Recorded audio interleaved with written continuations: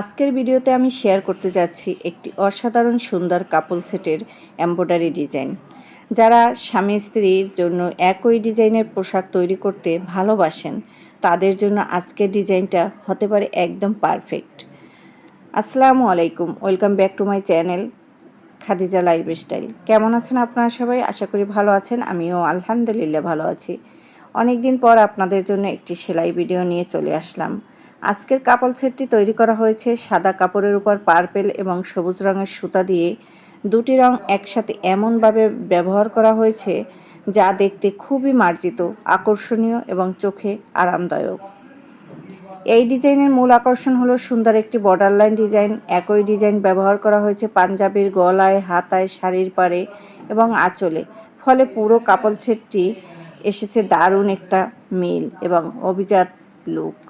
আমি আস্তে আস্তে ড্রয়িংটা কমপ্লিট করছি, সেটাও দেখতে পাচ্ছেন। এভাবে করে একটা ড্রয়িং করে নেবেন। একটু ঠান্ডা মাথায় লাইনটা সোজা করার জন্য মাঝখানে একটা দাগ টেনে নেবেন। এটা পেন্সিল দিয়ে দিবেন, ধোয়ার পর উঠে যাবে।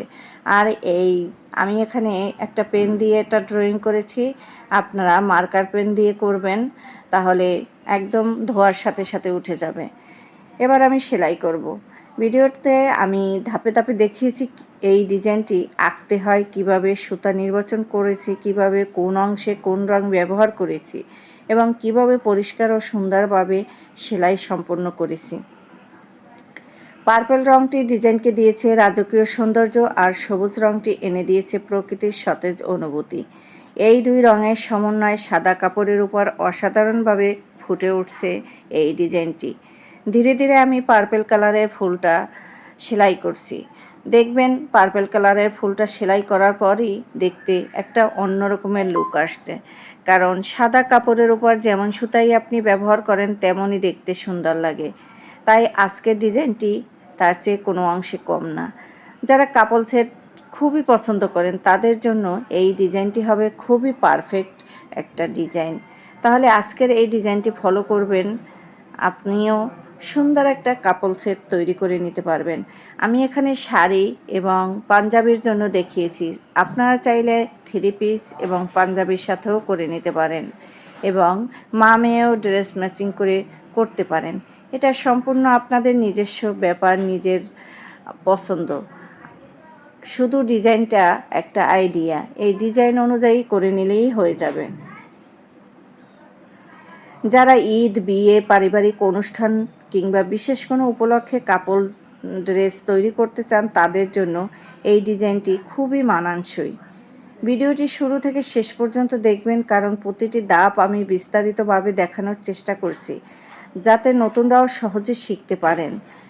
আর আমার এই ভিডিওটি দেখতে দেখতে যারা লাইক দিতে ভুলে গেছেন তারা একটা লাইক দিয়ে দেবেন। আর নতুন বন্ধু যারা এসেছেন তারা চ্যানেলটি সাবস্ক্রাইব করে আমার সাথে থাকবেন। আমি এই চ্যানেলে লাইফস্টাইল, রান্নাবান্না, তারপরে সেলাই সব ভিডিওই আমি শেয়ার করে থাকি কম বেশি। আমার সাথে থাকবেন, তাহলে আপনারা সব ধরনের ভিডিও দেখতে পারবেন।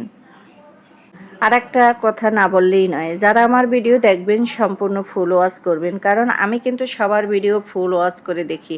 যারা আমার ভিডিও ফুল ওয়াচ করে দেখে আমার সেটা জানা আছে, আর যারা দেখে না সেটাও আমার জানা আছে। অতএব আমি এই প্ল্যাটফর্মে নাম বলে বলে আমি এখানে কাউকে ছোট করব না এবং কাউকে বড় করব না, কারণ এতে অনেকেই ছোট হয়ে যাবে, সেজন্য। যাই হোক, সবাই আমার ভিডিওটা দেখে নেবেন, ফুল ওয়াচ করবেন, কারণ আমি কিন্তু যার ভিডিও যখনই দেখি তখনই কিন্তু ফুল ওয়াচ করি। এখানে আমি ডালের জন্য ডালফোর দিয়েছি। ডালফোর সেলাইটা কিন্তু খুবই মানানসই, চোখে পড়বে, একটু ভালো লাগবে দেখতে। আর সুতাটা কিন্তু জলপাই কালার নিয়েছি, কারণ এই একদম এটা মনে হচ্ছে আমার একদম ছোট্ট কচি কলা পাতা কালার, যেটা পাতাটা হয় ওই কালারটাই ব্যবহার করেছি, যার জন্য ফুলটা আরও সুন্দর দেখতে লাগছে। আপনারা বলুন তো, আমি এতক্ষণ আমার ডিজাইনটির প্রশংসা আমি নিজেই করলাম, আপনাদের কাছে কেমন লাগলো একটু কমেন্ট বক্সে জানিয়ে যাবেন। সাদা কাপড়ের উপর যে কোনো সুতা ব্যবহার করতে পারেন, এটা আপনার যেটা ব্যবহার করবেন সাদা বাদে সব কালারটাই সুন্দর লাগবে। সাদা রং এটা সবার কাছে প্রিয়, আর পাঞ্জাবির ক্ষেত্রে, শাড়ির ক্ষেত্রে এটা আরও সুন্দর হয়। তাই আপনাদের একটা শাড়ি পাড়ে এবং আঁচলে কাজ দিয়েছি। ওখানে আপনারা ভিতরেও কাজ দিতে পারেন, তাহলে আরও ভালো লাগবে। সময়ের স্বল্পতার কারণে আমি একটা বর্ডার লাইন করে আপনাদের দেখিয়েছি, কিন্তু বাকি লাইনগুলো আপনারা এভাবে আস্তে আস্তে ড্রয়িং করে তারপর শিখে নেবেন। আর যদি এই পাতাগুলো বড় ছোট হয়ে যায়, আপনার ড্রয়িং করতে অসুবিধা হয়, তাহলে একই মাপের বলতে কি একটা পাতা কেটে নেবেন শক্ত কাগজ দিয়ে, সেই কাগজটা ধরে ধরে পাতাগুলো ড্রয়িং করবেন, তাহলে আপনার পাতা ছোট বড় হবে না। আঁকার টেকনিকটাও শিখিয়ে দিলাম।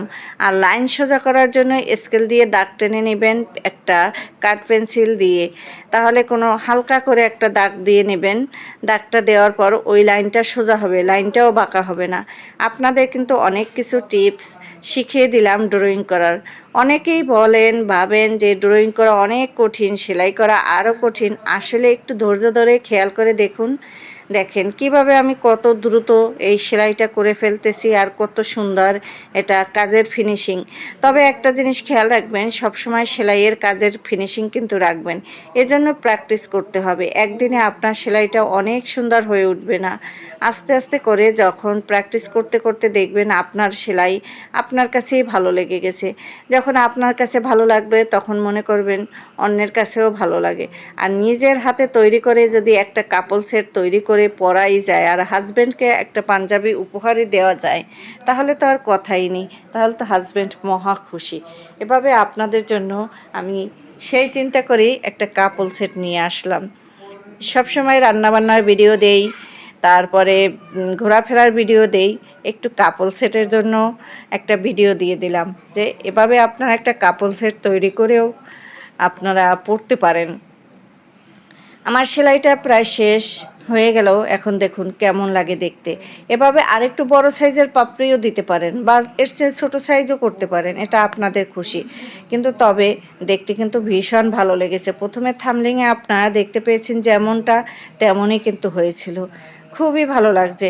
আর ভিডিওটি শেষ পর্যন্ত যারা দেখেছেন, এতক্ষণ সময় আমার সাথে ছিলেন, সবাইকে আমি ধন্যবাদ জানাবো ধৈর্য ধরে ভিডিওটা দেখার জন্য। আর যদি এখনও লাইক দিতে ভুলে গিয়ে থাকেন, তাহলে অবশ্যই একটা লাইক দিবেন। আর এরকম ভিডিও যদি দেখতে চান, তাহলে আমি আরও এরকম ভিডিও আপনাদের সাথে শেয়ার করব। সবাই ভালো থাকুন, সুস্থ থাকুন। আজ এ পর্যন্ত। আল্লাহ হাফেজ।